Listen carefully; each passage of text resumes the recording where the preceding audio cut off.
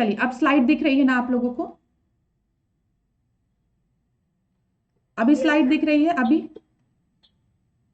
Yes ma'am. ठीक है, बस 1 मिनट का टाइम दीजिए, मैंने ध्यान नहीं दिया कि मैंने आप लोग के साथ स्लाइड नहीं शेयर किया था। चलिए तो देखिए फिर से हम एक बार स्टार्ट करते हैं उन्हीं सब चीजों को। तो सबसे पहले आप क्या करोगे, केस स्टडी को पढ़ोगे, ठीक है। आप जो भी केस स्टडी दी है उसको प्रॉपर वे में एक बार रीड करिए। लेकिन मैं आपको सजेस्ट करूंगी कि केस स्टडी को पढ़ने के पहले आप क्या करेंगे, जो भी क्वेश्चन मेंशन्ड है केस स्टडी के साथ उस क्वेश्चन को एक बार पढ़ लीजिए, ठीक है। क्वेश्चन पढ़ लेंगे तो आपके दिमाग में रहेगा कि केस स्टडी पढ़ते समय हमें किस किस पॉइंट को ध्यान में रखना है। जैसे अगर क्वेश्चन में आपसे पूछ लिया गया आइडेंटिफाई द स्टेक होल्डर, ठीक है, आपको स्टेक होल्डर को आइडेंटिफाई करने को बोला गया, तो जब आप केस स्टडी पढ़ोगे तो उसी समय जो भी स्टेक होल्डर्स आपको दिखेंगे आप उनको आइडेंटिफाई करोगे, ठीक है।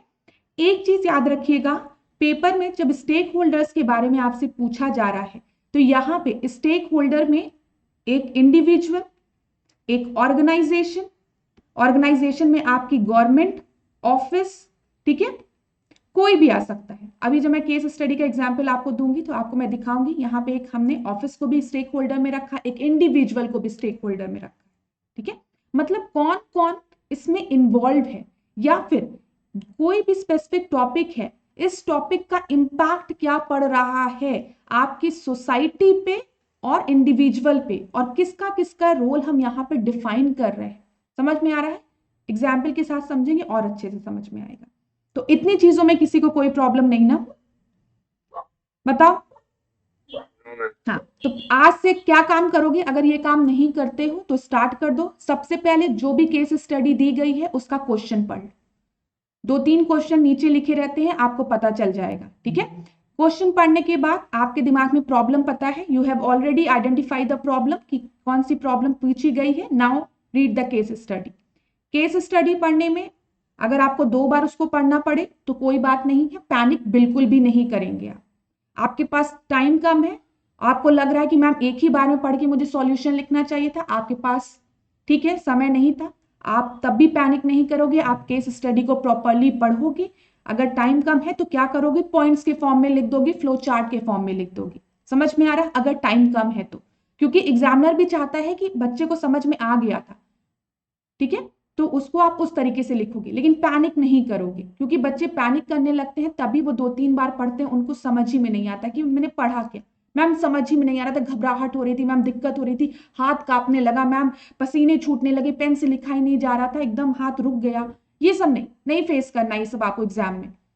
अगर छूटा क्वेश्चन तो फिर आपका कोई भी सिलेक्शन नहीं करा पाएगा, आपको एक भी क्वेश्चन नहीं छोड़ना है। आपको एथिक्स के पेपर को फिलॉसफी के पेपर की तरह नहीं लिखना है, पहली चीज। दो हम कहते हैं ethics is a branch of philosophy, लेकिन आपको फिलॉसफी के पेपर की तरह नहीं लिखना है, यूनिवर्सिटी के पेपर की तरह लेंदी आंसर्स नहीं लिखने हैं। आपको स्पेसिफिक वे में अपने आंसर्स को लिखना है, ठीक है, विद लिमिटेड वर्ड, ये याद रखिएगा। और एक डायरेक्शन के साथ आपको अपने आंसर्स को लिखना है, क्योंकि वहां पे आप एक एडमिनिस्ट्रेटिव ऑफिसर की तरह उस एथिक्स के पेपर को लिख रहे हैं, ना कि फिलोसफर की तरह। ये चीज हमेशा याद रखिएगा। अब देखिए, मैंने आपको बताया था क्वेश्चन में आपका कुछ भी पूछा जा सकता है, मेनली ये डिलेमा को पूछते हैं कि क्या डिलेमा आप फेस कर रहे हैं, ठीक है। एक सिचुएशन है, यहाँ पे डिलेमा क्या है। अच्छा, डिलेमा मतलब पता है ना, स्टेट ऑफ कंफ्यूजन की हम बात कर रहे हैं। आप कंफ्यूजन में है, यू आर कंफ्यूज्ड। जैसे मैंने आपको बताया, public interest versus personal interest. अब आपको नहीं पता है आप किस इंटरेस्ट को ज्यादा प्रायोरिटी दे, तो डिलेमा मतलब दो कॉन्फ्लिक्टिंग सिचुएशन हो सकती है। समझ में आ सकता है? आ रहा है आप लोगों को जो मैं बताना चाह रही हूं?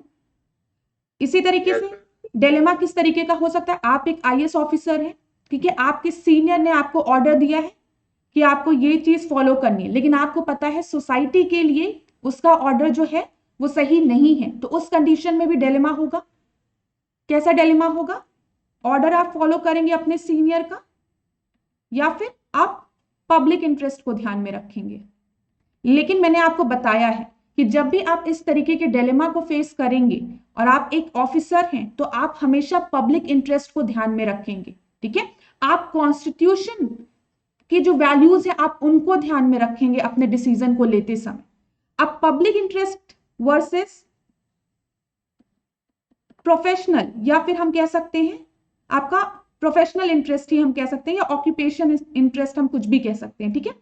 यहाँ पे क्या हुआ, जैसे मैंने आपको एक एग्जाम्पल दिया था, आप एक आईएएस ऑफिसर हैं, आपके सामने 2-3 गरीब आदमी खड़े हैं, उन्होंने कहा सर आप हमारे माई बाप हैं, अगर आप हमको इस स्कीम से बेनिफिट पहुंचा दीजिए तो 1 साल के लिए हमारी जो जिंदगी है वो सुधर जाएगी। लेकिन आपको पता है उनके पास डॉक्यूमेंट नहीं है, तो उस कंडीशन में आप ये नहीं कहोगे कि मैम आपने बोला था कि हम पब्लिक इंटरेस्ट को ध्यान में रखेंगे, ठीक है। ये आप मत बोलिएगा कि मैम आपने कहा था कि हम पब्लिक इंटरेस्ट को ध्यान में रखेंगे। आप ये याद रखिएगा यहाँ पे डॉक्यूमेंट वेरिफिकेशन भी जरूरी है, समझ में आ रहा है। तो वहां पे आप दूसरे कोर्स ऑफ एक्शन लिख सकते हैं जो हमने ऑलरेडी प्रीवियस क्लास में डिस्कस किया है। समझ में आ रहा है class? Yes ma'am, yes ma'am, ठीक है। जो लोग रोज क्लास कर रहे हैं उनको समझ में आ भी रहा होगा, क्योंकि बहुत सी ऐसी चीज है ना जो हम डेली क्लास में रिपीट नहीं कर सकते हैं, लेकिन आपने इसकी अगर पहले की क्लासेस देखी है तो आपको समझ में आ रहा होगा, ठीक है। तो यहाँ पे देखिए मैं आपको समझाना चाह रही हूँ कि किस तरीके के डिलेमास पूछे जा सकते हैं। अब यहाँ पे लिखा हुआ है स्टार्ट विद द इंट्रोडक्शन, ठीक है, फिर स्टेक होल्डर, फिर एथिकल डिलेमा। किस तरीके से आप अपने आंसर्स को इंट्रोड्यूस करेंगे ये अभी हम टॉपर्स की कॉपी के थ्रू देखेंगे। विशाखा यादव की कॉपी और शुभम कुमार की कॉपी हम थोड़ा सा डिस्कस करेंगे जो उन्होंने अपनी आंसर राइटिंग की है, थोड़ा सा आपको आइडिया मिलेगा वहां से, ठीक है, कि उन्होंने किस तरीके से अपने अप्रोच, उनका क्या अप्रोच था मतलब। फिर इसी तरीके से अगर कोई भी लॉज है, वैल्यूज है, उसको भी आप मेंशन करेंगे। मैंने आपको बताया था कि पहले बच्चे ये सोचते थे कि जो एथिक्स का पेपर है उसमें खाली हम वैल्यूज ही मेंशन करेंगे, लेकिन अब आप क्या करोगे, अगर कोई भी रेलिवेंट आपका लॉ है, वैल्यू है, कोई भी आर्टिकल है कॉन्स्टिट्यूशन का, और आपको लगता है कोई अमेंडमेंट है, कुछ भी कोई भी एक्ट है, अगर आपको लगता है वो इस केस स्टडी से रिलेटेड है तो आप उसको जरूर मेंशन करिए, ठीक है। फिर लास्ट में केस स्टडी को आप क्या करेंगे, फाइनल कोर्स ऑफ एक्शन अपना लिखेंगे, उसको कंक्लूड करेंगे। लेकिन जो भी आपका कंक्लूजन होगा वो आपका एक ऑप्टिमिस्टिक कंक्लूजन होगा, समझ में आ रहा है, पॉजिटिव वे में आप चीजों को कंक्लूड करेंगे। इतना समझ में आया? दिमाग में ये सब पॉइंट्स रखोगे, रखना। चलिए देखिए, हाँ हाँ पूछो। मैम स्टेक होल्डर्स के बारे में और एक बार बोल दीजिए। हाँ देखो, स्टेक होल्डर्स में अभी मैं तुमको यहां से बताऊं, एग्जाम्पल से बताती हूँ, एग्जाम्पल से बताती हूँ, ज्यादा अच्छा समझ में आएगा, ठीक है। अब हम डिस्कस करने वाले, देखो ये विशाखा यादव की कॉपी है, दिख रहा है आपको, दिख रहा है क्लास? तो देखो यहाँ पे इन्होंने एक केस स्टडी दी है, तो केस स्टडी में क्या बोला गया है, इस पूरे केस स्टडी को आप पढ़िएगा। यहाँ पे एक विमेन एम्प्लॉय है, ठीक है, जिसने एलिगेशन लगाया है हेड ऑफ ऑपरेशन के ऊपर जो कि उसके कंपनी में है, और वो आपका उसके ऊपर उसने एलिगेशंस लगाए हैं। और आप क्या है, देखिए हम 3 लोगों की यहाँ पे बात कर रहे हैं, एक जो विमेन एम्प्लॉय है जिसने की सेक्सुअल मिसकंडक्ट का एलिगेशन लगाया है, किस पे, हेड ऑफ ऑपरेशन के अगेंस्ट, ठीक है। और आप कंपनी में क्या है, आप कंपनी में ह्यूमन रिसोर्स डिपार्टमेंट के हेड है, यहाँ पे देखिए लिखा भी है, इसको पहले पढ़िए। अ विमेन एम्प्लॉय हैज मतलब एलिगेशन लगाया of a sexual misconduct on a social media against the head of operation, यहाँ पे आपको दिख रहा है, in the company where you are in charge of human resource department. दिखा इतना, इतनी चीजें आपको समझ में आई? अच्छा मैंने गलती क्या की बताओ अभी? क्वेश्चन नहीं पढ़ा। वेरी गुड, मैंने गलती क्या की, मैंने क्वेश्चन नहीं पढ़ा। और मैं अभी तक आपसे क्या कह रही थी कि जब भी आप केस स्टडी को पढ़ना स्टार्ट करेंगे तो उसके पहले आप क्या करोगे, आप क्वेश्चंस को पढ़ोगे, ठीक है। तो सबसे पहले आप देखिए यहाँ पे क्वेश्चन में क्या लिखा है, पहला question, accept the statement of allegation and take the departmental and legal action quickly, ठीक है। You have the following opinion before you, पहला कि आप क्या करें, जो भी एलिगेशन लगाया गया है उसको आप एक्सेप्ट कर रहे हैं, and what will be your course of action. दूसरी चीज क्या है, इसमें बोला गया है कि आप जो भी मैटर है, जो भी एलिगेशन लगाया गया है उसको आप प्रॉपरली इन्वेस्टिगेट करेंगे, समझ में आ रहा है, उसके बाद आप अपने फाइंडिंग को सबमिट करेंगे। 2 ऑप्शंस आपके पास रखा है पेपर में, देखिए। और फिर क्या बोला गया है, analyse the given option and argue which course of action would you choose. अब आपसे पूछा गया है क्या एक्शन आप चूज करेंगे। तो आपने देखा अगर आप यहाँ पे क्वेश्चन को पहले आपने पढ़ लिया तो अब आपके दिमाग में रहेगा कि चलो अब हम पढ़ते हैं सिचुएशन क्या थी। समझ में आया? क्योंकि डायरेक्टली इन्होंने दो आपको एक्शन दिए हैं, कोर्स ऑफ एक्शन, और आपसे पूछा जा रहा है कि आपका कोर्स ऑफ एक्शन क्या होगा, या फिर इसका क्या क्या, पहले कोर्स ऑफ एक्शन में आपका क्या कंक्लूजन निकलेगा, दूसरे में क्या निकलेगा। समझ में आया? अब आप क्या करोगे, अब आप बैक इस पूरे केस स्टडी पे आओगे और इसको आप पढ़ोगे। तो मैं आपको थोड़ा सा टाइम देती हूँ, आपको अच्छे से स्क्रीन विजुअल है ना, आप पढ़ सकते हो ना जहां भी बैठे हो? हाँ, तो एक काम करो क्लास, थोड़ा सा पढ़ लो जल्दी से इसको। मैं आपको 1 मिनट का टाइम दे रही हूँ, पढ़ लो इसको पूरा।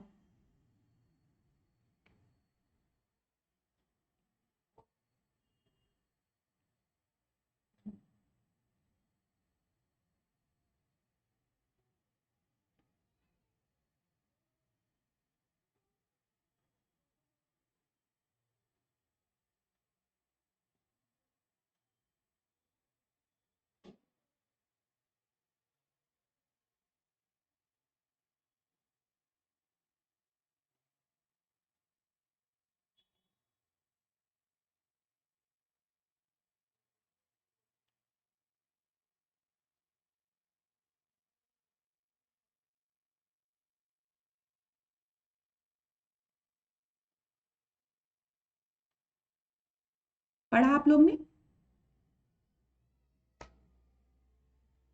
Yes ma'am. Yes ma'am. सबने पढ़ लिया? अभी किसी को टाइम चाहिए तो जल्दी से बता दो।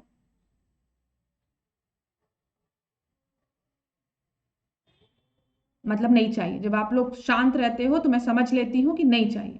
ठीक है, तो आपको क्या समझ में आ रहा है, क्या क्या चीज इसमें पूछी गई है क्वेश्चन में? मैम जो हेड ऑफ मतलब हम है जो ह्यूमन रिसोर्स के जो इंचार्ज हैं वो क्या एक्शन मतलब हम व्हाट क्या विल बी एक्शन योर लें कोर्स ऑफ इसके बेस। एक्शन? और दो हाँ ऑप्शन तो इन्होंने तुरंत खुद दे एक्शन, दिए। लीगल एक्शन लें और या हम्म फिर इंटरनल कंप्लेंट्स कमेटी के थ्रू पहले इन्वेस्टिगेशन इन्वेस्टिगेट कराएं करें। उसकी और फिर लें। ठीक है, अच्छा और आपका क्या होगा, पहले हम इसको डिस्कस नहीं करते हैं, इनकी कॉपी से आपसे डिस्कस करते हैं, आपका क्या एक्शन होगा?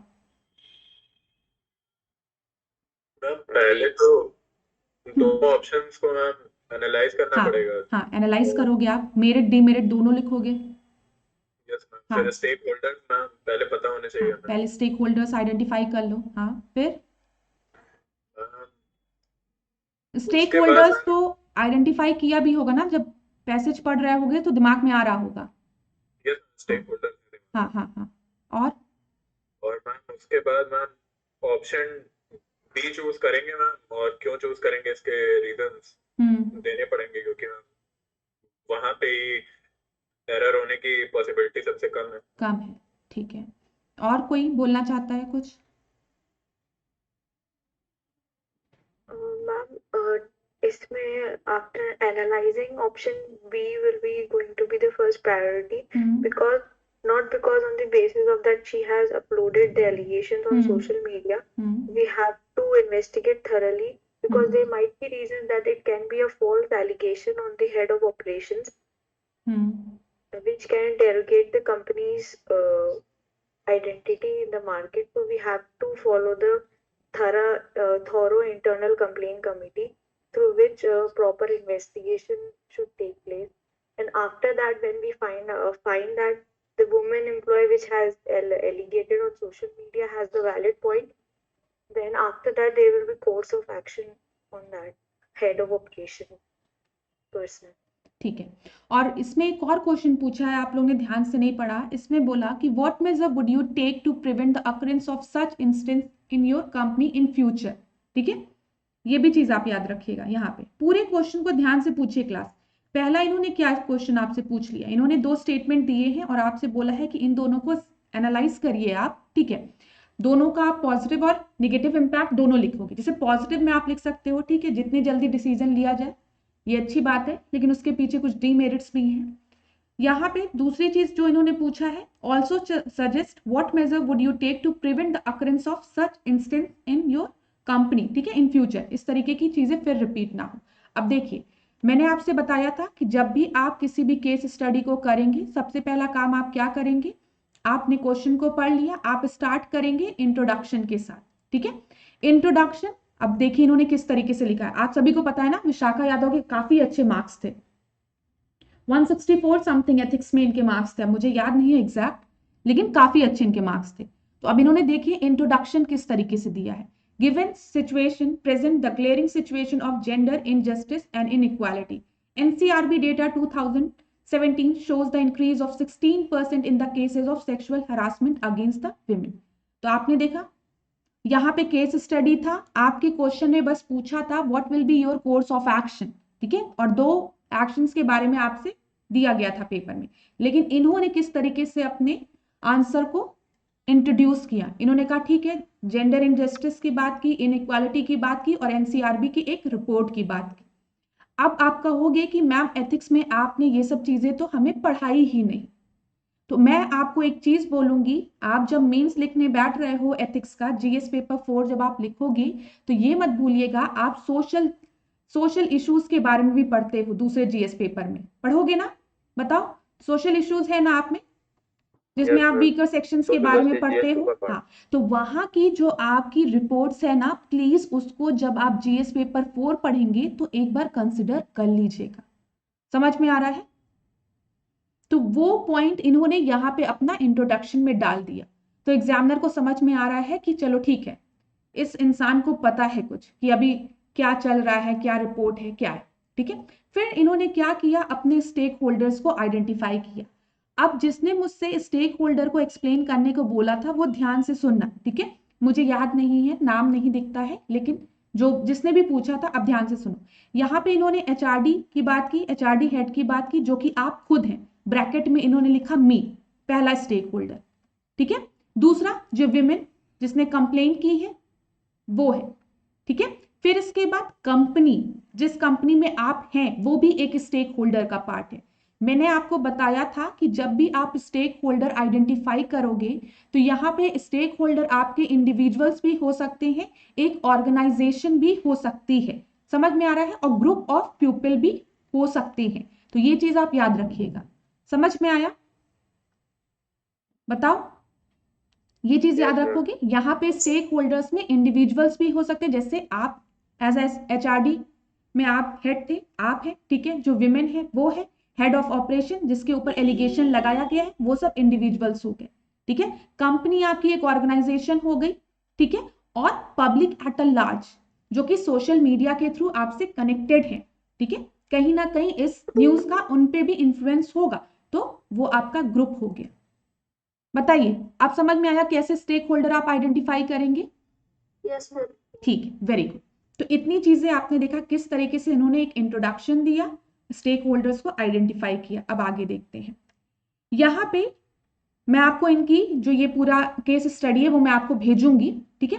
फिर इन्होंने क्या किया था, दोनों स्टेटमेंट को जो ये आपके थे, दोनों सिचुएशंस को लिखा था, ठीक है। फिर इन्होंने भी बाद में जाके इंटरनल कंप्लेन वाला ये जो कमिटी वाला है इसको सपोर्ट किया था, क्योंकि आप सभी को पता है हो सकता है जो एलिगेशन लगाया जा रहा है उससे ऑर्गेनाइजेशन पे एक बहुत बड़ा इंपैक्ट पड़ेगा, ऑर्गेनाइजेशन की भी जो इमेज है वो भी लो होगी, ठीक है। तो उस कंडीशन में प्रॉपर वे में इन्वेस्टिगेशन कराया जाए, इन्वेस्टिगेशन कराने के बाद अगर जो भी एलिगेशन लगाए गए हैं वो सही पाए जाते हैं तो एक स्ट्रिक्ट पनिशमेंट दी जाएगी। ये आप लिख सकते हो। देखो अब ये आप पे डिपेंड करता है आप इस चीज को किस तरीके से एक्सप्लेन करो। देखो क्लास, ये आप पे डिपेंड करता है। मैं फिर से बोल दे रही हूँ, अभी मैं कहूँ कि ठीक है विशाखा यादव ने ये लिखा है तो this will be the only course of action, तो जरूरी नहीं है। सबका अपना तरीका होता है लिखने का आंसर को, आपका भी एक अपना तरीका होगा। मेरा मेन पर्पस क्या है, एक जनरलाइज्ड अप्रोच में आपको चीजें बता दूं कि इंट्रोडक्शन कैसे देते हैं, स्टेक होल्डर्स को कैसे आइडेंटिफाई करते हैं, कंक्लूड कैसे करते हैं, ठीक है। अब इनके कंक्लूजन को देखो, इन्होंने किस तरीके से कंक्लूड किया है। इन्होंने आर्टिकल 46 के बारे में लिखा है। देखो, article 46 of the constitution also mandates the government to provide and safeguard the gender welfare. The recent me too movement, times up movement is growing the strengthening and assertiveness of the same globally। देखा आपने किस तरीके से इन्होंने conclude किया है। लेकिन एक चीज याद रखिएगा आप, मैं इनकी पूरी आंसर नहीं लेके आई हूं, आप अपने आंसर्स को पहले लिख डालना जो भी आपका पूछा गया है। समझ में आ रहा है? यहाँ पे जैसे ये वाला जो सेकेंड पार्ट था, also suggest what measure would you take to prevent the occurrence of such instance in your company in future. तो इसमें आप लिखिएगा हम कुछ ऐसे पॉलिसीज बनाएंगे, ऐसे लॉ लेके आएंगे कि अगर फ्यूचर में ऐसी कोई भी चीजें होती है। 1 मिनट क्लास रुकिएगा।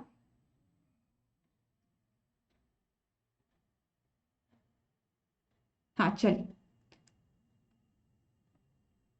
अभी कौन आया है? भरतेश, कैसे समझ में आएगा तुमको? आ जाएगा बीच क्लास में? चलो, नहीं माने बोलने का। चलो, तो यहां पे आप समझ पाए कि किस तरीके से ने अपने अपने आंसर को किस तरीके से देखा है, एक अप्रोच समझ में आया। अभी एक और केस स्टडी डिस्कस करेंगे, हम 2-3 केस स्टडी डिस्कस करेंगे। बताओ क्लास, यस या नो बोलो। यस हाँ ठीक है। अब देखो, अभी एक और केस स्टडी, शुभम कुमार की हम केस स्टडी को डिस्कस करते हैं।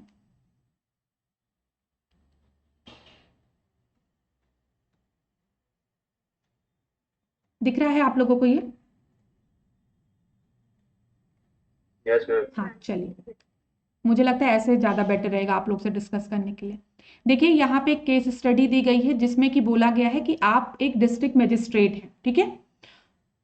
आप हैं डिस्ट्रिक्ट मजिस्ट्रेट, एक एस्पिरेशनल डिस्ट्रिक्ट है जहां पे विमेन लिटरेसी और सेक्स रेशियो जो है वो वन ऑफ द लोवेस्ट है इन द कंट्री। और आपके नोटिस में एक जानकारी आई है जिसमें कि बोला गया है जो विमेन है, जो कि सरपंच है वहां की रिजर्व सीट पे, वो विमेन्स के लिए वो सीट रिजर्व थी, लेकिन वो एक्चुअली में सरपंच पेपर में ही है। वो जो विमेन सरपंच है वो वहां पे कोई भी एक्शन नहीं लेती है, सारा उसका पति काम करता है। ये पूरी केस स्टडी आप इसको अभी पढ़िएगा, मैं आपको 1 मिनट का टाइम दूं। फिर मैंने गलती की, क्या गलती की? क्वेश्चंस। बहुत सही मैम, आपने बता तो दिया है लेकिन आप ही उस कोर्स ऑफ एक्शन को नहीं फॉलो कर रही हैं। क्योंकि इसलिए नहीं फॉलो करी ना, ये केस स्टडी में पहले पढ़ चुकी हूं तो मैं भूल जाती हूँ। तो आप क्या करोगे, सबसे पहले क्वेश्चंस को पढ़ोगे। क्वेश्चन 2 दिए गए हैं तो आप देख लो। Identify stakeholder and issues involve in this case. तो ठीक है, पहला क्वेश्चन तो आपका है कि स्टेक होल्डर्स को आपको आइडेंटिफाई करना है, इसमें तो कोई दिक्कत नहीं। दूसरा क्वेश्चन इन्होंने क्या पूछा है, what are the options available to you as a district magistrate. दिख रहा है आपको यहाँ पे, what are the options available to you as a district magistrate in such a scenario, and also evaluate the each option and indicate what option will you choose। ठीक है, आपको खुद वेरियस ऑप्शंस के बारे में लिखना है और उसके बाद आपने जो भी ऑप्शंस दिए हैं उस ऑप्शंस को आपको खुद इवैल्यूएट करना है और आपको लास्ट में लिखना है कि आप किस ऑप्शन को चूज करेंगे। समझ में आ रहा है? समझ में आया क्वेश्चन क्या पूछा जा रहा है? यस या नो बोलो, कोई भी नो। यस, हाँ। आप डिस्ट्रिक्ट मजिस्ट्रेट हो, जो भी अभी सिनेरियो है तुम लोगों को नहीं पता ऊपर क्या लिखा है, बस आपको ये पता है ठीक है मुझे एज अ डिस्ट्रिक्ट मजिस्ट्रेट यहाँ पे सोचना है और अपने कोर्स ऑफ एक्शन के बारे में लिखना है और उन कोर्स ऑफ एक्शन में मुझे बेस्ट ऑप्शन को चूज करके अपने आंसर को कंप्लीट करना है। यही क्वेश्चन की डिमांड। अब क्या करो तुम लोग, इस पैसेज को पढ़ो। दिख रहा है सबको? किसको और जूम कर दूं? अब दिख रहा है? Yes ma'am. हाँ ठीक है, तो एक बार इसको पढ़ो, 1 मिनट का टाइम लो।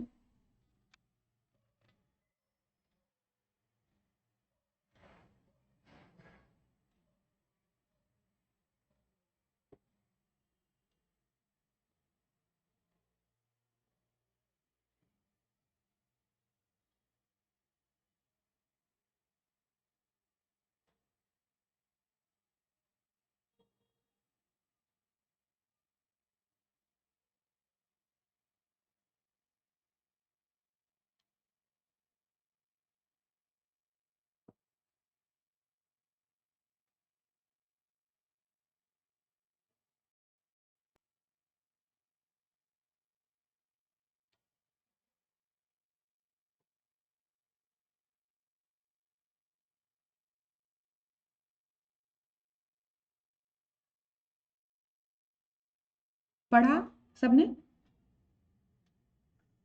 Yes ma'am. Yes ma'am. हाँ, तो क्वेश्चन को पढ़ के पैसेज को पढ़ने में, जो केस स्टडी दी गई है उसको पढ़ने में कुछ हेल्प मिला? अब तो दिमाग में चल रही होगी चीजें। कौन कौन स्टेक होल्डर्स है, आइडेंटिफाई करो। मैम हम as a district magistrate, ma'am तो सरपंच है, महिला वो, और मैम पब्लिक है, हाँ विलेज की, हाँ और डिस्ट्रिक्ट मजिस्ट्रेट। हाँ तो आप डिस्ट्रिक्ट मजिस्ट्रेट हो गए। और जो मैम पति है उसका, सरपंच का जो काम कर रहा था। ठीक है, चलिए ये सब चीजें आप याद रखिए। अभी अब इंट्रोडक्शन हम देखते हैं किस तरीके से इन्होंने इंट्रोडक्शन किया है। देखो केस स्टडी, ये सिंपल सी एक केस स्टडी थी, लेकिन अब देखो शुभम कुमार टॉपर हैं तो थोड़ा सा आप देख लीजिए भाई टॉपर से कि ये किस तरीके से अपने आंसर को स्टार्ट करते हैं। तो यहाँ पे देखिए 73rd 74th constitutional amendment act की इन्होंने बात की, ठीक है। अब मुझे पता है कि आप सब में से सबको पता है पंचायत के बारे में, ठीक है। तो लेकिन इन्होंने अपने नॉलेज को किस तरीके से एथिक्स के पेपर में यूज करके अपना इंट्रोडक्शन दिया है, बस मैं आपको ये शो करना चाहती हूँ। तो देखो इन्होंने कैसे लिखा है, with 73rd 74th constitutional amendment act it is not only led to the decentralization and devolution of the power but also targeted for the women empowerment with minimum 33% for them। देखा आपने, देखा? Yes ma'am. तो देखो यही सोचना, यही approach आपके अंदर भी होना चाहिए। क्लास बार बार मैं यही चीज आपसे बोल रही हूँ। पहले की जो चीजें थी, जो बच्चे कहते थे कि एथिक्स पेपर में मैंने अच्छे से लिखा है, आपको फिलॉसफी के पेपर की तरह ये चीज नहीं लिखनी है, ठीक है। ब्रांच है, इसमें कोई वो दिक्कत नहीं है, it is a part of philosophy only, लेकिन आपको एज एन एडमिनिस्ट्रेटिव ऑफिसर की तरह आपको अपने आंसर्स को लिखना है। तो आपको पता है कि जब भी हम बात कर रहे हैं यहाँ पे, अगर सरपंच वाला और ये वाला इशू आप देख रहे हो, तो आपको पता है कि हमारे कॉन्स्टिट्यूशन में ही 73rd 74th कॉन्स्टिट्यूशनल अमेंडमेंट में रिजर्वेशन की बात की गई है। अब कुछ भी हो, कुछ भी हो, कोई भी आपसे आके कह दे, कितना बड़ा भी ऑफिसर आपसे आके कह दे कि आप कोई भी कोर्स ऑफ एक्शन नहीं लोगे, तो that will be a wrong thing, ठीक है, क्योंकि कॉन्स्टिट्यूशन में ही ये चीज लिखी है। ये मैं आपको बताना चाह रही हूं। तो इन्होंने लिखा, इन्होंने कहा ठीक है, एज अ डिस्ट्रिक्ट मजिस्ट्रेट मुझे पता है ये चीज। अब फिर दूसरी चीज इन्होंने क्या किया कि अपना जो भी केस ऑफ मतलब जो भी केस स्टडी दी गई है उसमें इन्होंने देखो लिखा है, the above case study pertain to a very commonly observe situation where women act as only the nominal head and her husband conduct all the administrative business। तो आपको पता है मुखिया पति की जो धारणा हमारे यहाँ है, पता है ना ये चीज, मुखिया पति जो अभी भी है, it's a very common practice. मैं तो रोज डेली उसमें सुनती हूँ कि सरपंच तो एक लेडी है लेकिन उसका पति जो है वो मेनली सारा काम करता है। एक जो अभी यहाँ पे पंचायत करके एक सीरीज बनी थी, आप लोगों ने देखा ही होगा, उसमें भी कहीं ना कहीं इसी इश्यू को दिखाया गया था। हाँ यही, अब ये पता करना पड़ेगा कि विजन वालों ने वहां से लिया है कि उन्होंने विजन वालों से लिया है, ठीक है, क्योंकि पूरा वो उसी तरीके से दिया गया है जो लास्ट में जो आपके जो एपिसोड थे ना, एक था उसी का। तो देखो, तो आपने क्या किया, आपने पहले लिखा कि हमारे कॉन्स्टिट्यूशन में इंट्रोडक्शन आपने स्टार्ट किया एकदम सिंपल, कॉन्स्टिट्यूशनल अमेंडमेंट एक्ट से। आपको आर्टिकल याद है वो भी लिख दो, कोई प्रॉब्लम नहीं है, ये आप पे डिपेंड करता है। दूसरी चीज इन्होंने क्या कहा, ये जो प्रैक्टिस है ये बहुत कॉमन है, ठीक है, कॉमनली ये प्रैक्टिस अभी आपकी फॉलो होती है। फिर जो क्वेश्चन था उन्होंने अब उसका आंसर लिखना शुरू किया। एक इंट्रोडक्शन देने के बाद इन्होंने पहले क्वेश्चन को लिखा, आइडेंटिफाई द स्टेक होल्डर्स, जो भी स्टेक होल्डर्स थे। अब देखो इन्होंने एक पॉइंट्स के फॉर्म में लिखा है, विशाखा यादव ने इस तरीके से आपका एक बना दिया स्टेक होल्डर्स, और ऐसे ऐसे स्टेक होल्डर्स लिखती है। अभी आप पे डिपेंड करता है, एग्जामिनर ने इनको भी मार्क्स दिया है, इनको भी मार्क्स दिया है। अगर आपको ऐसे लिखना है आप ऐसे लिखिए, अगर आपको इस तरीके से लिखना है तो आप इस तरीके से लिखिए। इन्होंने भी क्या लिखा, डिस्ट्रिक्ट मजिस्ट्रेट, माई सेल्फ, आप पहले स्टेक होल्डर हो गए, फिर सरपंच जो विमेन है, ठीक है, प्यूपिल ऑफ पंचायत, अदर विमेन, उसका सरपंच पति, मतलब जो सरपंच का जो पति है, ठीक है, उसके बारे में। तो इन्होंने ये 5 आपके स्टेक होल्डर्स लिख दिए। समझ में आ रहा है क्लास? बताओ समझ में आ रहा है? Yes sir. ठीक, हाँ हाँ। फिर मैम ये जो 4th है, other women of that area, ये तो नहीं मेंशन था। क्यों नहीं, यही चीज याद रखना। चलो बहुत अच्छा क्वेश्चन तुमने पूछा। इसमें कंफ्यूजन है तो एक चीज याद रखिएगा क्लास, जब भी हम केस स्टडी की बात कर रहे हैं, ठीक है। मैंने आपसे कहा है कोई भी सिचुएशन दी है तो उस सिचुएशन का इम्पैक्ट क्या दूसरे लोगों पे भी पड़ रहा है, क्या इनडायरेक्टली और लोग भी इससे आपके जुड़े हुए हैं, तो आप उनके बारे में भी लिख सकते हो। जैसे अगर हमने सेक्सुअल हरासमेंट वाला केस लिखा था और उस सेक्सुअल हरासमेंट वाले केस में अदर विमेन, मेरी आपकी बात नहीं की गई है, तो आप अदर विमेन्स भी लिख सकते हो। जो विमेन आपकी सेक्सुअली हेरस हुई है उसके बारे में तो आप लिख ही रहे हो, प्लस आप स्टेक होल्डर भी लिख सकते हो, ठीक है।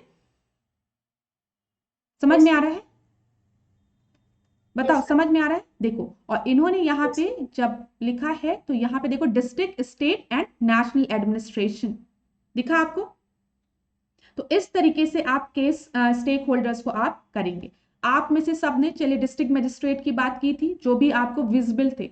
विमेन्स की बात की थी, विमेन एज अ सरपंच, जो सरपंच है, आपने उसके पति की बात की थी, ठीक है। लेकिन आप लोग ने अभी इस पॉइंट पे आप नहीं पहुंच पाए थे, 3rd, 4th और 6th पॉइंट पे। अब आप इस पे भी पहुंच लोगे। बताओ, समझ में आ जाएगा आप?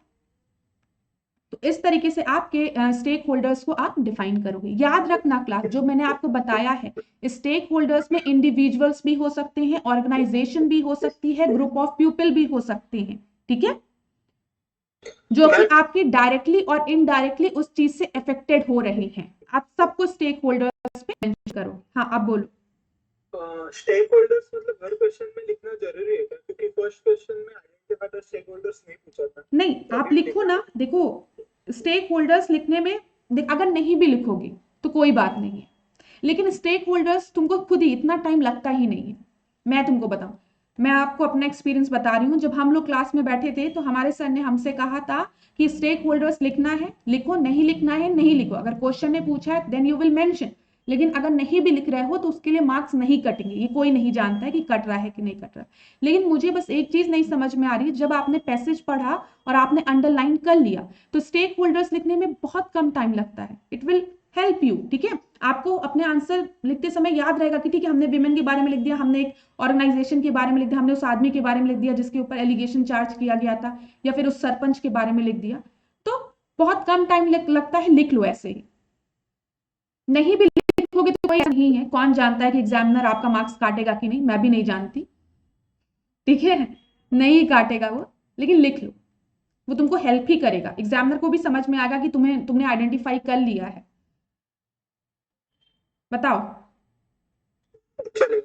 अच्छा, जैसे अभी देखो, अभी तुम, हाँ बोलो बोलो। मैम, मेरिट डीमेरिट भी लिखना है क्या? नहीं, अभी नहीं। मेरिट डीमेरिट तो अभी रुक जाओ, अभी इसमें मत लिखो। अभी क्वेश्चन की डिमांड के अकॉर्डिंग आप मेरिट डीमेरिट लिखोगे, या अगर क्वेश्चन ने पूछा है वो उसके अकॉर्डिंग। लेकिन अभी बस हमने स्टेक होल्डर्स की बात की थी, ठीक है, क्योंकि एक केस स्टडी को पढ़ रहे हो तो आपके दिमाग में होना चाहिए कि कौन कौन स्टेक होल्डर्स है। बस ये एक क्वेश्चन था। अगर नहीं मेंशन्ड है, नहीं मन है लिखने का, टाइम बहुत कम है, नहीं मन कर रहा है कि लिखूं, तुम मत लिखो, क्वेश्चन में नहीं मेंशन। लेकिन अगर मेंशन है तब तो आप आइडेंटिफाई करोगे ही करोगे, ठीक है। ये चीज क्लियर है? बताओ, क्लियर है? Yes ma'am. हाँ, दूसरी चीज, अभी जब तक प्रैक्टिस कर रहे हो घर में बैठ के, तब तक इस चीज को मत स्किप करो, ठीक है। अभी प्रैक्टिस करोगे ना घर पे, तो स्टेक होल्डर्स लिखो ही, वो तुमको हेल्प ही करेगा। चलो, फिर एक समय ऐसा आएगा तुम खुद ही लिखोगे। तो पहला चीज आपने क्या किया, आपने एक इंट्रोडक्शन दिया, आपने स्टेक होल्डर्स को आइडेंटिफाई किया। इस क्वेश्चन में तो डायरेक्टली पूछा गया। दूसरा क्वेश्चन इनका था कि क्या क्या आपके वो होंगे, कोर्स ऑफ एक्शन क्या होंगे ना, एज अ डिस्ट्रिक्ट मजिस्ट्रेट आपका के पास ऑप्शंस क्या क्या है, और उन ऑप्शंस में आप कौन से ऑप्शंस को आप चूज करोगे। यहाँ पे एक टर्म दिया है इवैल्यूएट, ठीक है, मतलब आप ऑप्शंस को मेंशन भी करोगे, उसके साथ आप अपने ऑप्शंस को इवैल्यूएट भी करोगे। समझ में आ रहा है? ये चीज याद रखना, आपको कोर्स ऑफ एक्शंस को, ऑप्शंस को मेंशन भी करना है और उसको खुद ही इवैल्यूएट करके बेस्ट ऑप्शन को जो आप चूज करेंगे उसके बारे में आपको लिखना है। तो देखो यहां पे इन्होंने किस तरीके से लिखा है चीजों को, एक मिनट देखो। Options available to me are, दिख रहा है आपको? दिखा क्लास? हाँ, पहला इन्होंने ऑप्शन क्या लिखा है, जो भी चीज जैसे चल रही है उसको उसी तरीके से चलने दे। जो भी चीज जिस तरीके से चल रही है करेंटली उसको उसी तरीके से चलने दे। लेकिन अब इसका मेरिट और डीमेरिट क्या है, ठीक है। मेरिट और डीमेरिट क्या है, मैं क्या कह रही हूँ, जो सरपंच है, जो उसका हस्बैंड है, ठीक है, वो जिस तरीके से काम कर रहा है उसको काम करने दे, क्योंकि गांव वालों को भी कोई कंप्लेन नहीं है। ये चीज पैसेज में लिखी है, अगर आपने ढंग से पढ़ा होगा इसको, केस स्टडी को, यहाँ पे लिखा है ना कहीं पे, अभी तो मैंने आप लोग के साथ पढ़ा नहीं है यहाँ पे। हाउएवर दिख रहा है आपको, her husband happen to be a good administrator as indicated by the panchayat performance or the various departmental parameters as compared to the other panchayat in the district। दिखा आपको, दिखा ये लाइन कि ठीक है, वो जो उसका हस्बैंड है वो उसकी जगह पे बैठ के सारा एक्चुअल सरपंच की तरह वो एक्ट कर रहा है, लेकिन एक चीज ये भी है कि he is a good administrator, जो कि अपनी सारी ड्यूटी को परफॉर्म कर रहा है, बल्कि उनका डिस्ट्रिक्ट में डेवलपमेंट भी प्रॉपर है as compare to the other मतलब वो विलेजेस।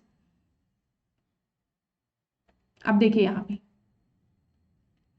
मेरिट डीमेरिट कैसे इन्होंने मेंशन किया। Developmental activities would be carried down, ठीक है, अभी भी पहले चल रही थी, आपने देखा प्रॉपर डेवलपमेंट है विलेज में उस, ठीक है, लोकल सपोर्ट भी है, तो हर चीज जो जैसी है वो वैसे ही चलती रहेगी, अच्छी बात है।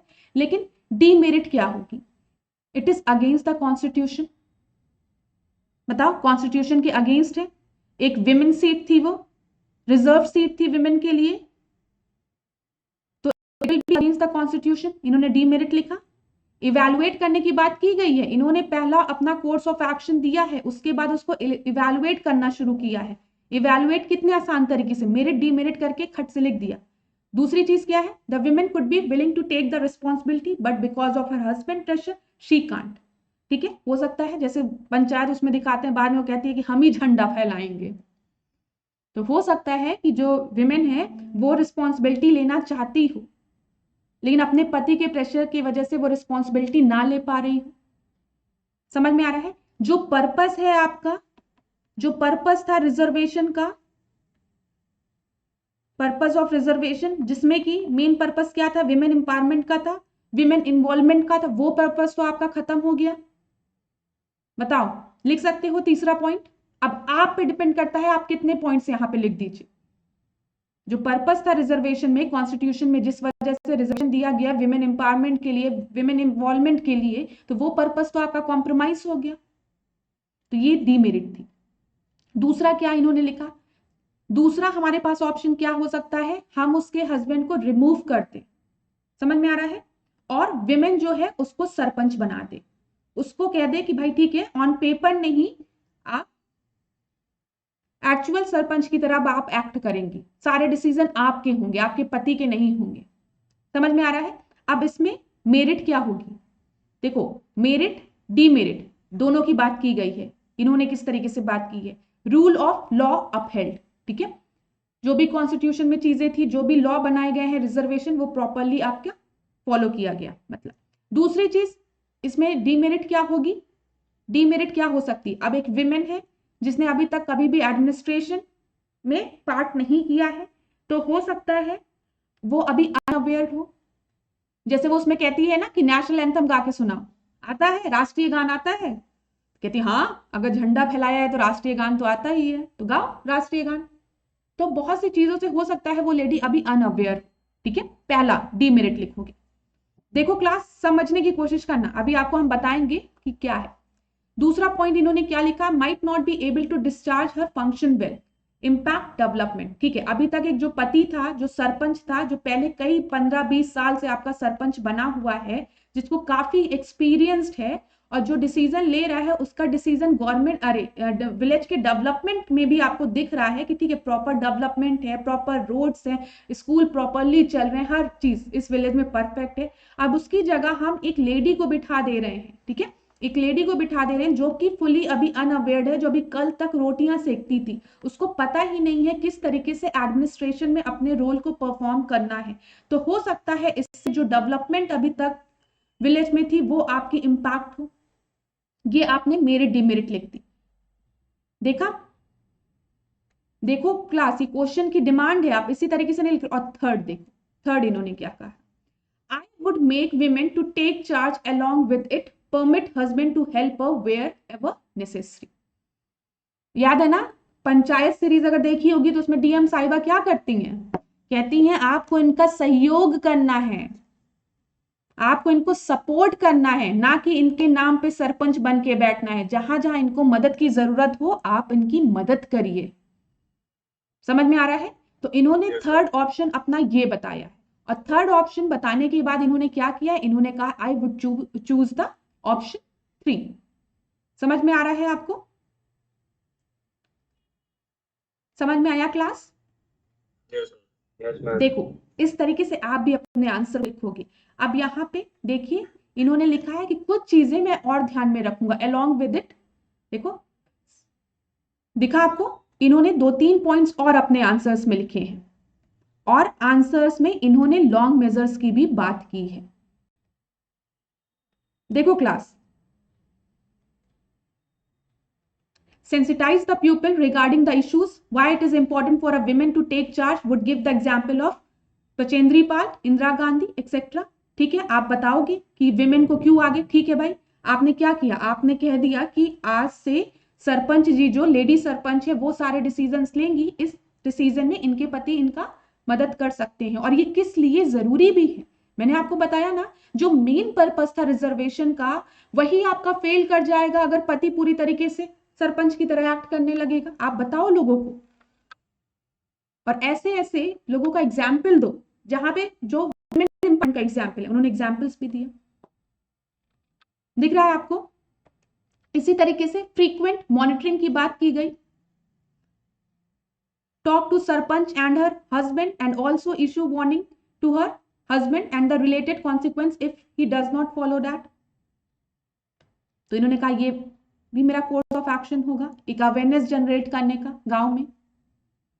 फिर इसी तरीके से देखो लॉन्ग टर्म मेजर की भी बात की है, प्रॉपर ट्रेनिंग की बात की है, प्रॉपर मॉनिटरिंग की बात की है। तो अब आपने देखा किस तरीके से इन्होंने अपने आंसर को लिखा है, फ्रेम किया है। बताओ क्लास, समझ में आया थोड़ा बहुत? Yes, देखो मेरा पर्पस ये था ना कि अब आप जब भी कोई आंसर लिखोगे तो आप किस तरीके से अपने आंसर को लिखोगे। एज अ डिस्ट्रिक्ट मजिस्ट्रेट आप भी अपने आंसर को लिख लेते। मुझे पता है आप सबको अगर ये मैं केस स्टडी दी होती तो आप भी अपने आंसर को लिख ले, इसमें इतना कुछ भी डिफिकल्ट नहीं था। लेकिन बस आपका आंसर एक टॉपर के आंसर से किस तरीके से डिफरेंट है, इस चीज को समझने की कोशिश करिए। किस तरीके से इन्होंने एक एक्ट को यहां मेंशन करके अपने इंट्रोडक्शन को स्टार्ट किया, और इन्होंने कहा जो भी केस स्टडी है वो तो कहीं ना कहीं हमारे कॉन्स्टिट्यूशनल वैल्यू पे बेस्ड है। फिर उसके बाद इन्होंने प्रॉपर स्टेक होल्डर्स की बात की। एक कॉमन बच्चा रहता जिसने अच्छे से थोड़ा बहुत पढ़ाई की है, वो भी स्टेक होल्डर में आपका लिख देता, उस विमेन के बारे में, सरपंच के बारे में, ठीक है, उसके पति के बारे में, डीएम आपके बारे में, ठीक है, और गांव वालों के बारे में। लेकिन इन्होंने किस तरीके से डिस्ट्रिक्ट एडमिनिस्ट्रेशन, विलेज एडमिनिस्ट्रेशन को भी इसमें इन्वॉल्व किया है, प्लस जो अदर विमेन्स हैं उनकी बात की है, और किस तरीके से आगे के आंसर में इन्होंने विमेन एम्पावरमेंट के बारे में बात किया। ठीक है, इन्होंने एग्जाम्पल दिए 1-2 विमेन्स के, आप भी लिख दो, आपके पास एग्जाम्पल है। फिर इन्होंने किस तरीके से अपने कोर्स ऑफ एक्शन को, जो भी इनका ऑप्शन है उसको इन्होंने कहा कि मेरे पास ये ऑप्शन अवेलेबल थे, और बहुत आसान तरीके से इन्होंने मेरिट डीमेरिट बना के, ताकि एग्जामिनर को ढूंढना ना पड़े।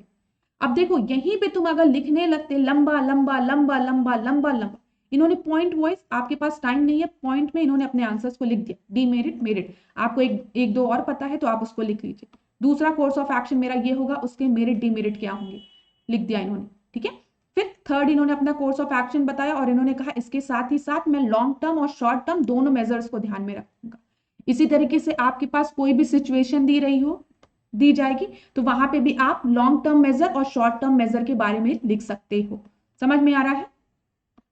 जैसे अगर हमने विमेन हरासमेंट वाला या कोई भी ऐसा केस लिया था तो आप लिख सकते हो जिसपे भी एलिगेशन लगा था, अगर वो एलिगेशन आपका अप्रूव्ड हो जाता, ठीक है, तो वहां पे आप उसको पनिशमेंट दोगे, आप उसको कंपनी से हटा दोगे, ठीक है, प्लस कुछ और भी अगर आपको लिखना है जो विमेन, आप उसको हेल्प करोगे, ठीक है, किसी भी तरीके से आप उसको फाइनेंशियल हेल्प दोगे, और या ये देखोगे कि किसी तरीके से उसका जो मतलब हिंडर ना हो, उसके ग्रोथ में कोई हिंड्रेंस ना क्रिएट हो इस वजह से, इस इशू की वजह से, तो आप इस तरीके से उसको सेफ्टी प्रोवाइड करोगे। ये सब शॉर्ट मेजर हो गए। लॉन्ग मेजर में आप लिख सकते हो कि आप अपनी कंपनी में इस तरीके की पॉलिसी लाओगे, ग्रेवियांस रीएड्रेसल की बात कर सकते हो आप, बाकायदा एक सेपरेट बॉक्स रखा जाएगा जिसमें अगर विमेन्स कोई भी ऐसा इशू फेस करती हैं तो वो आप अपने नाम दे सकती हैं, मतलब विदाउट रिवीलिंग द नेम आप उस इशू को कंसिडर करोगे, ठीक है। कोई भी विमेन है, हम उसका नाम नहीं रिवील करेंगे, लेकिन एक एक्शन लिया जाएगा, ठीक है। ये सब आपके इस तरीके से आप लिखिए, ये मैं आपको बताना चाह रही हूं, ठीक है। अब समझ में आया, थोड़ा बहुत आइडिया मिला? बताओ, आइडिया मिला क्लास? Yes, ma'am. अब यहाँ पे और भी केस स्टडी है जो हम डिस्कस करेंगे, एक एक केस स्टडी हम डिस्कस करेंगे। चाहती हूँ आप भी आज क्या करिए, प्रीवियस ईयर के क्वेश्चन को कंसिडर करिए और केस स्टडी को फॉलो करिए। आज हमने थोड़ा सा डिस्कस किया है कि आपका आंसर का पैटर्न क्या होना चाहिए। अब देखो, ठीक है, अभी 2 ही केस स्टडी डिस्कस करते हैं। जैसे यहाँ पे एक केस स्टडी दी गई है, बस मैं आपको एज अ इंट्रोडक्शन के लिए समझाऊं। मैं अच्छा इनकी जो ये है PDF है, इसको शेयर कर दूंगी आज ग्रुप पे, ठीक है। तो आप एक बार पढ़िएगा, पढ़ना जरूरी है क्लास। अब यहाँ पे as a superintendent of police SP हैं आप किसी डिस्ट्रिक्ट पे, ठीक है। और आपके पास, फिर मैंने वही गलती की। क्या गलती की? क्या गलती की? क्वेश्चन पढ़ा रहा हूँ। बे यार, ध्यान ही नहीं रहता है यार, तुम लोग बताते ही नहीं हो कि मैम क्वेश्चन पढ़िए पहले, ठीक है। देखो, इसके पीछे ना ये प्रैक्टिस करना है आप लोगों को। असल में मैंने ये पहले भी बच्चों से डिस्कस किया है, तो मुझे पता है किस केस स्टडी में क्या है, तो मैं क्वेश्चन पढ़ना भूल जाती हूँ। लेकिन मेरे सामने अगर कोई केस स्टडी, नई स्टडी रखी रहती है, तो मैं वहां पे पहले क्वेश्चन को ही पढ़ती हूँ, ताकि जब मैं पैसेज को पढ़ूं, केस स्टडी को पढ़ूं, तो मेरे दिमाग में रहे कि मुझे क्या आंसर ढूंढना है इसमें, ठीक है। तो आप भी यही काम करिएगा, आज इस ट्रिक्स के साथ अपना काम करिएगा। तो यहाँ पे देखो, पहले क्वेश्चन में क्या दिया गया है, given the situation answer the following, identify the issue involve in the case. सबसे पहले तो आपको यहाँ पे प्रॉब्लम को आइडेंटिफाई करना कि क्या क्या इश्यूज हैं, ठीक है। तो अब आप जब भी केस स्टडी पढ़ोगे तो आपके दिमाग में रहेगा कि क्या इशू है। दूसरी चीज क्या बोला गया है, what are the option available to you, दिख रहा है। फिर यहाँ पे इन्होंने यही कह दिया है कि जब आपके पास क्या क्या ऑप्शन अवेलेबल है और आप उनमें से कौन से ऑप्शन को चूज करेंगे, ठीक है। यहाँ पे क्लास देखो, इन्होंने बहुत इवैल्यूएट टर्म नहीं यूज किया है, लेकिन तब भी जब भी आप कोई भी कोर्स ऑफ एक्शन मेंशन करें, तो आप प्लीज ये काम करिए, बहुत लेंदी उसमें नहीं, लेकिन आप उस कोर्स ऑफ एक्शन के मेरिट डिमेरिट दोनों लिख दीजिए, क्योंकि बाद में आपको फिर जस्टिफाई करना है, आपको एक बेस्ट ऑप्शन को चूज करना है और लॉजिकल आर्ग्यूमेंट के साथ उसको जस्टिफाई करना है। तो जब आप पहले ही अपने डिफरेंट डिफरेंट ऑप्शंस को क्या करोगे, मेरिट डिमेरिट लिख लोगे, तो लास्ट में आप अपने आंसर को 1-2 लाइन में समराइज कर सकते हैं, ठीक है। समझ में आया? समझ में आया ये चीज? Yes ma'am. ठीक है, ये केस स्टडी एक बार पढ़ो, 1 मिनट 1-2 मिनट का टाइम लो।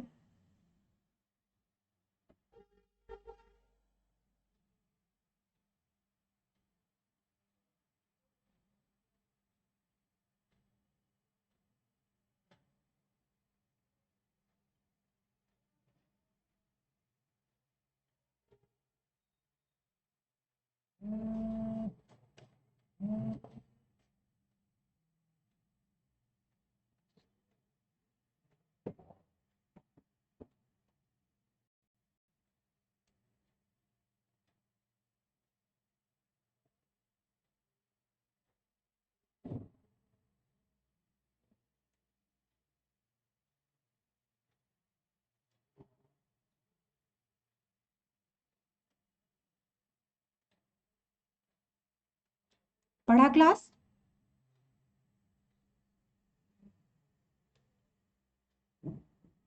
Yes ma'am. ठीक है, तो देखिए आपने क्या किया, पहला क्वेश्चन था identify the issue involve in the case, ठीक है। तो आपको यहाँ पे प्रॉब्लम्स को आइडेंटिफाई करना था, दिख रहा है आपको। तो देखो यहाँ पे इन्होंने क्या किया है, अब इनके अप्रोच को समझने की कोशिश करो। इन्होंने प्रॉब्लम्स को आइडेंटिफाई किया है, दिख रहा है आपको, गो स्लो दिख रहा है, इलेक्शंस भी हैं, लॉट ऑफ प्रोटेस्ट हो रहा है, डिमांड, और डिमांड क्या है, people are demanding for the swift action and you have been asked to go slow in investigating the case by the top officer. ये आपका यही तो प्रॉब्लम्स इन्वॉल्व है इसमें, इन योर डिपार्टमेंट, क्योंकि इलेक्शंस हैं, ठीक है, पॉलिटिकली सेंसिटिव इशू है ये, पॉलिटिकल प्रेशर भी आप फेस कर रहे हो, and the ruling party not to take a strict action and make the compromise to cover up the cases. ये सब प्रॉब्लम्स थे। आपको पता चला मैंने आपसे क्यों कहा आप पहले क्वेश्चन पढ़िए, क्योंकि यहाँ पे आपका क्वेश्चन क्या था, आइडेंटिफाई द इशू। अब आप जब यहाँ पे पढ़ रहे थे, आपने पढ़ लिया, ठीक है, आप एसपी हैं, ठीक है, एक केस आया है जिसमें 30 गर्ल्स जो हैं वो उनका रेप किया गया है, उनको सेक्सुअली एक्सप्लॉइट किया गया है, ठीक है। एक सिटी शेल्टर है जो जिसको कि कोई एनजीओ आपका रन कर रहा है। अब यहाँ पे आपने क्या किया, इश्यूज को आपने आइडेंटिफाई कर लिया। तो पहले क्वेश्चन का आंसर आपने अपने दिमाग में फ्रेम कर लिया होगा फ्रेम। देखो यही पर्पस होता है क्वेश्चन पहले पढ़ने का, अंडरलाइन करते चलो। इसी तरीके से आप भी अपने पेपर में चीजों को अंडरलाइन करेंगे। अब इन्होंने देखो इंट्रोडक्शन किस तरीके से आपका दिया, एक बहुत ऐसा जनरलाइज्ड इंट्रोडक्शन इन्होंने दिया है इस सॉरी क्लास, कि similar case of the rape and sexual abuse was witness in Bihar few year back, ठीक है। दिख रहा है आपको?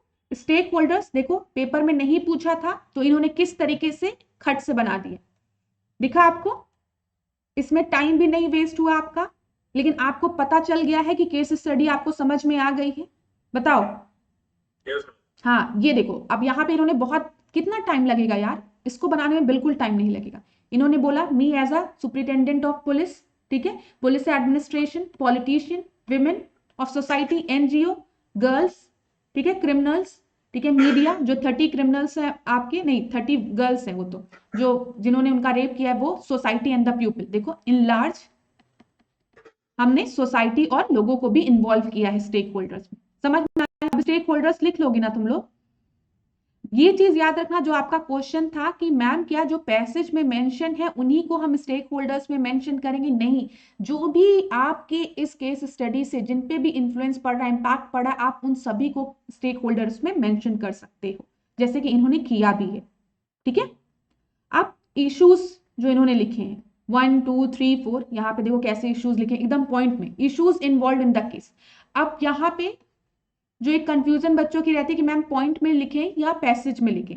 अब आप बता, आपको 2-3 इश्यूज मेंशन करने हैं तो आप खुद समझिए इस आंसर की डिमांड कहीं ना कहीं पॉइंट्स में भी है, ठीक है, क्योंकि अगर आप इसी इश्यूज को पैसेज के फॉर्म में लिखोगे तो एग्जामिनर को पढ़ने में बड़ा समय लगेगा। ऐसे पॉइंट में लिखा तो एग्जामिनर कहेगा वाह क्या बच्चा है, देखो large number of the girls were being sexually exploited for may be a several years, ठीक है, हो सकता है ये चीज बहुत पहले से भी चलती आ रही हो। Probable nexus between the politician, criminal and police, आपको दिख रहा था केस स्टडी में, ठीक है। फिर public pressure to act swiftly, ठीक है। फिर प्रेशर फ्रॉम द सीनियर्स। अब देखो इन्होंने क्या किया है, जो इन्होंने यहाँ पर अंडरलाइन किया था, समझने की कोशिश करो, जो भी चीजें इन्होंने यहाँ पे अंडरलाइन की थी, दिख रहा है nexus of police, politician and administration and criminals, दिखा? इन्होंने इसी पॉइंट को एज इट इज लिख दिया। प्रोटेस्ट चल रहा है, लोग क्या डिमांड कर रहे हैं, स्विफ्ट एक्शन डिमांड कर रहे हैं, दिख रहा है आपको। और यहाँ पे जो विमेन्स, अरे जो लड़कियां हैं उनका जो रेप हुआ है, ये सारी चीजें इन्होंने जो पैसेज में दी थी केस स्टडी में उसको एज इट इज यहाँ पे लिख दिया है, दिखा आपको क्लास? पॉलिटिकल प्रेशर दिखा? बताओ। मीडिया का इन्वॉल्वमेंट था, यहाँ पे देखो इन्होंने इस टर्म को अंडरलाइन किया है, इसी वजह से मैं कह रही हूं चीजों को बहुत अच्छे से समझो। यहाँ पे देखो किस तरीके से एक टॉपर अपनी कॉपी को लिखता है, उनकी भी थोड़ी साइकोलॉजी समझो, आपको हेल्प मिलेगी। अपने वर्ड्स में नहीं, बहुत सी चीजें आपके आंसर क्वेश्चन में दी रहती है। मैं तो कभी कभी बच्चों को ये भी कहती हूँ कि कुछ क्वेश्चंस ऐसे होते हैं कि अगर आपको कंक्लूजन ना मिले और आपके पास बिल्कुल भी टाइम नहीं बचा है तो जो भी क्वेश्चन पूछा है उसी क्वेश्चन की लाइन से उस आंसर को कंप्लीट कर दो, कंक्लूड कर दो। बचपन में जब हम लोग छोटे थे एकदम, समझना, तो हम लोग को जब मम्मी क्वेश्चन आंसर याद करवाती थी तो जब हम लोग पूछते थे who was the friend of Ram, ठीक है, या who was the brother of Ram, तो मम्मी मेरी जब मुझे पढ़ाती थी कहती थी यहाँ पे जो क्वेश्चन लिखा है who was the brother of Ram, तो आप क्या करो बेटा, लिखना द ब्रदर ऑफ राम, ये पूरी लाइन एज इट इज यहीं पे लिख देना और लिख देना वॉज लक्ष्मण। बस तुम्हें बस क्या याद रखना बेटा, लक्ष्मण याद रखना, क्वेश्चन से ही अपने आंसर को लिख देना इतना पूरा लाइन। तो हमेशा पेपर में भी कभी कभी ऐसे खूब 2-3 स्टेटमेंट में क्वेश्चन दिए रहते हैं, तो अगर आपके पास कंक्लूजन नहीं बचा, बिल्कुल टाइम नहीं है, बहुत पैनिक कर रहे हो, तो जो भी क्वेश्चन दिया है उसको फिर एज इट इज लिख दो। Hence we can say that कि इससे ये चीजें होगी, ये चीजें होगी, मैं ये बताना चाह रही हूँ। आप थोड़ा सा ना ये स्मार्ट अप्रोच होता है। तो देखो उन्होंने वही चीजें जो वहां पे दी गई है उसको एज इट इज उसी टर्म के साथ लिख दिया है, दिखा आपको? दिखा ना? समझ में आ रहा होगा क्लास, मुझे Yes, ma'am. लगता है, क्योंकि इसमें इतना कोई चीज वो नहीं है। मैं आपसे एक एग्जाम्पल के साथ इसलिए डिस्कस कर रही हूँ ताकि थोड़ा आपको आइडिया मिल जाए। जब आप प्रैक्टिस करिए तो आप देखिए आप ये सब चीजें कर पा रहे हैं कि नहीं।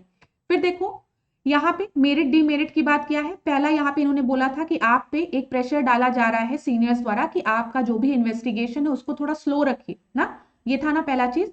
तो इन्होंने क्या कहा, तो options available to me are going slow in the investigation. अब उसके मेरिट और डीमेरिट दोनों चीज, ये चीज मॉरली आपका रॉन्ग होगा, ठीक है। लेकिन अगर आप पर्सनल इंटरेस्ट देखो तो आपके लिए अच्छा होगा। आपके सीनियर ने आपसे बोला है कि भाई इन्वेस्टिगेशन को थोड़ा भी धीमी रखना, तो आपके जो भी टॉप ऑफिशियल्स हैं उनके साथ आपका रिलेशनशिप जो है वो और अच्छा होगा। क्यों? क्योंकि सीनियर को भी लगेगा मेरा जूनियर मेरे ऑर्डर्स को फॉलो कर रहा है, ठीक है। दूसरी चीज, आप पे कोई भी पॉलिटिकल प्रेशर उस समय नहीं होगा। लेकिन अगर आप इसके अगर आप इसके डीमेरिट्स देखो तो उसमें क्या होगा, you are not performing your duty, आप अपने ड्यूटी को नहीं परफॉर्म कर। माई ड्यूटी क्यों लिख रहा है, क्योंकि आप यहाँ पे वो हो ना डीएसपी हो, तो माई का टर्म बार बार यूज किया जा रहा है। देखो आप किसी थर्ड पर्सन को यहाँ पे इंडिकेट नहीं कर रहे हो, ये याद रखना। आप खुद एक डीएम हो, आप खुद एक डीएसपी हो, आप खुद एक ऑफिसर, तो माई, ठीक है। इस तरीके से आप लिखेगा, किसी थर्ड पर्सन को नहीं लिखेगा not performing his duty, you are not performing your duty, I am not performing my duty. ये भी चीज याद रखिएगा आप अपनी केस स्टडी को लिखते समय। समझ में आ रहा है क्लास जो मैं बताना चाह रही हूं?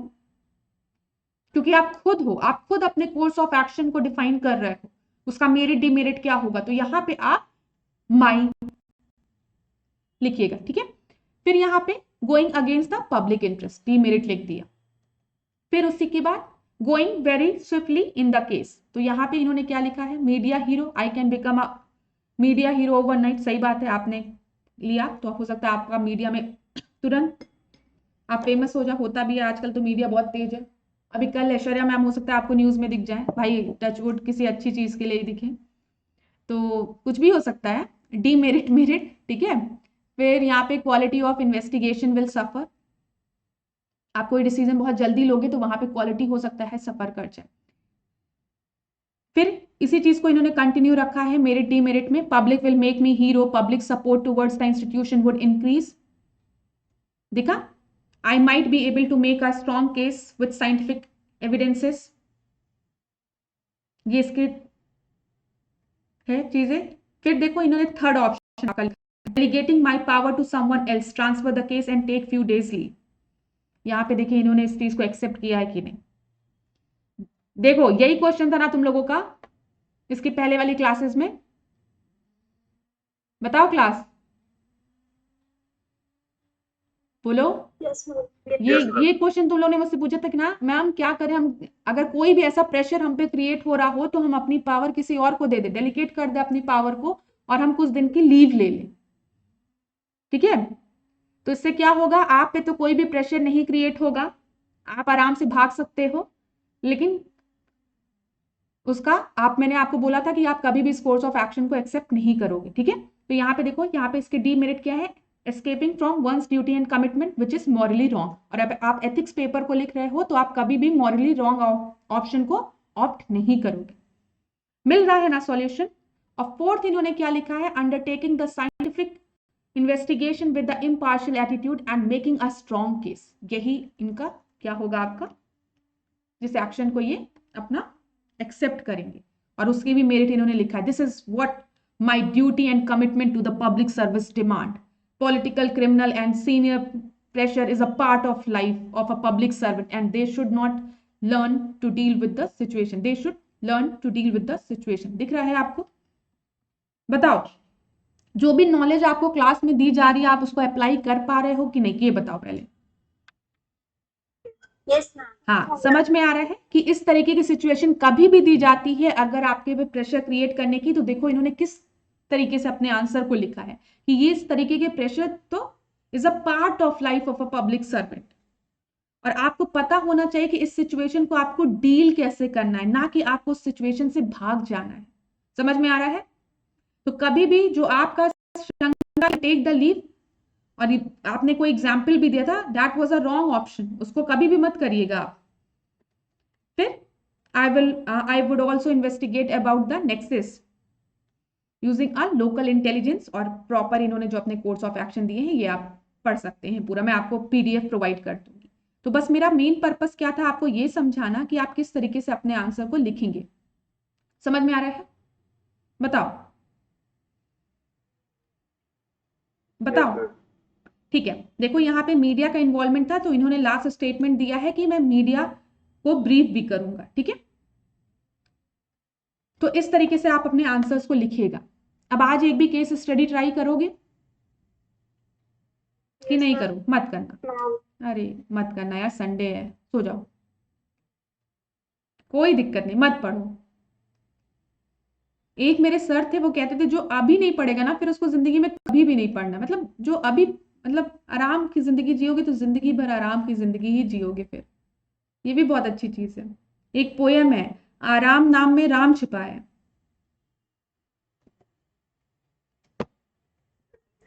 तो आराम करना चाहिए बच्चों को, है ना? आराम, तो आराम नाम में राम छिपा है।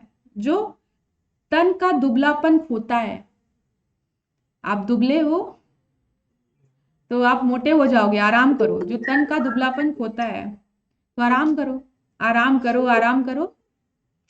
लेकिन आप लोग आराम मत करिएगा, मजाक कर रही हूं मैं। आज केस स्टडी डिस्कस की है, तो इस अप्रोच के साथ अपने केस स्टडी को सॉल्व करने की कोशिश करिएगा। क्वेश्चन को पहले पढ़िएगा, फिर केस स्टडी को पढ़िएगा। ठीक है, अब क्वेश्चन में जो भी डिमांड है आपके दिमाग में आ जाएगी, तो केस स्टडी को पढ़ते समय अंडरलाइन करते हुए चलिएगा। हाथों को आराम मत दीजिएगा, थोड़ा सा पेन उठा के, पेंसिल उठा के अंडरलाइन चीजों को करिएगा। स्टेक होल्डर्स को आइडेंटिफाई करिएगा। अगर कोई भी सोशल इश्यू से रिलेटेड आपका केस स्टडी है, तो वहां पे आप एक रेलिवेंट लॉज, वैल्यूज या किसी भी चीज से अपने आंसर को इंट्रोड्यूस कर सकते हैं। ठीक है, क्योंकि ऐसी बात नहीं है, जो यूपीएससी है वो रीसेंट उस पे ही आपके केस स्टडी को फ्रेम करता है। 20 साल, 30 साल, 40 साल पुराने किसी मैटर को यूपीएससी नहीं आपका पूछेगा केस स्टडी में। ठीक है, तो अगर आपने प्रॉपर स्टडी की है तो आपको एक अच्छा सा इंट्रोडक्शन आपके दिमाग में तुरंत ही आ जाएगा। इसी वजह से मैं कहती हूँ प्रैक्टिस करना शुरू कर दीजिए। और जो भी अभी आपके सोशल इश्यूज में जो भी चीजें आप पढ़ते हैं, एक्ट, लॉ, जो भी, उसको अपने एथिक्स पेपर के लिए भी एक जगह समराइज करके लिखिए। सब चीज आपको मदद देगी, क्योंकि आपको एथिक्स का पेपर एडमिनिस्ट्रेटिव ऑफिसर की तरह लिखना है, फिलॉसफी के पेपर की तरह नहीं लिखना है। तो आप हर अप्रोच में अपने आंसर्स को लिखोगे। ठीक है, हर डायमेंशन में आप अपने आंसर्स को लिखोगे। इतनी चीजें क्लियर हो गई ना आज की क्लास के लिए? अब बताओ, केस स्टडी थोड़ा समझ में आया? आया समझ में? कोई प्रॉब्लम किसी को? हाँ हाँ, पूछो पूछो। जो आपने पंचायत वाला जो केस स्टडी बताया, उसमें हम कंक्लूजन में ये भी मेंशन कर सकते हैं कि क्या जैसे पंचायत सीरीज जो ओटीटी आई थी, उसके थ्रू भी किस तरीके से सोसाइटी में जो मुखियापति जैसे इश्यू के ऊपर, जो कि बहुत ज्यादा हमारे डिसेंट्रलाइज गाँव में देखी जाती है एडमिनिस्ट्रेशन में, उसके थ्रू हम ये अवेयरनेस भी फैला सकते हैं कि इन ओटीटीज की वजह से लोगों में जागरूकता आ सकती है, किस तरीके से इस प्रथा को रोका जाए। जो तुम पूछ रहे हो अवेयरनेस ना, तो अवेयरनेस तो बहुत जरूरी है। हम देखते हैं अवेयरनेस कैंपेन की हम बात करते हैं, छोटे छोटे नाटक परफॉर्म किए जाते हैं, ड्रामास परफॉर्म किए जाते हैं, मूवीज बनाई जाती है। अब देखो यहाँ पे आपके कॉलर ट्यून को ही कोरोना से उससे कर दिया गया था, अमिताभ बच्चन की वॉइस से। तो अवेयरनेस आप लिखो, ठीक है, कि अगर कोई भी ऐसे डॉक्यूमेंट्री है जिसके के थ्रू हम विलेज में अवेयरनेस क्रिएट कर सके, डॉक्यूमेंट्री के थ्रू थोड़ा सा बच्चे भी उसमें ज्यादा इन्वॉल्व होंगे, उनको अच्छा भी लगेगा, वो जल्दी वैल्यूज को लर्न करेंगे, तो आप लिख दो, कोई दिक्कत नहीं है। हाँ, आप पर्सनालिटी का नाम मेंशन करो, आप ड्रामा का नाम मेंशन करो, कोई भी ऐसी डॉक्यूमेंट्री है जो कि आपकी बहुत नॉलेजेबल है, जिससे कि अवेयरनेस क्रिएट की जा सकती है, आप लिख दो। ठीक है, कोई दिक्कत नहीं है। इसीलिए तो सरकार हमेशा, हाँ बोलो बोलो। हाँ मैम, ये जो सारे आंसर हमने मतलब ऑब्जर्व किए टॉपर्स कॉपी के, तो मैम इसमें कोई भी कोर्स ऑफ एक्शन बहुत ज्यादा एक्सप्लेन नहीं किया। यही आपको याद रखना है, यही चीज मैं आपको बार बार कहना चाह रही हूँ। किसी भी चीज को देखो, क्लास लिमिटेड टाइम होता है, लिमिटेड वर्ड्स में आपको अपने आंसर्स को कंप्लीट करना है। मैंने आपको पहले भी बताया है, जब भी कोई एग्जाम्पल आप दे रहे हो या कोई भी चीज आप लिख रहे हो, तो आपको बहुत एक्सप्लेन करने की जरूरत ही नहीं है। बच्चे जो कहते हैं कि मैम पेपर बहुत लेंदी था, पेपर तो छूट गया, मैम मुझे आता सब था एकदम, मैम एकदम अच्छे से तैयारी थी, आता सब था, लेकिन पेपर छूट गया। पेपर क्यों छूट गया? क्योंकि आपने खुद अपने आंसर्स को लेंदी बना दिया। आपसे सिंपल जो क्वेश्चन की डिमांड है आप उसको फुलफिल करिए। और मैं सही बताऊं, जो भी आपकी कॉपी चेक कर रहा है उसको खुद पता है कि ठीक है भाई इसका कंक्लूजन यही ही निकलेगा, आपको पूरा एक्सप्लेन करने की जरूरत ही नहीं है।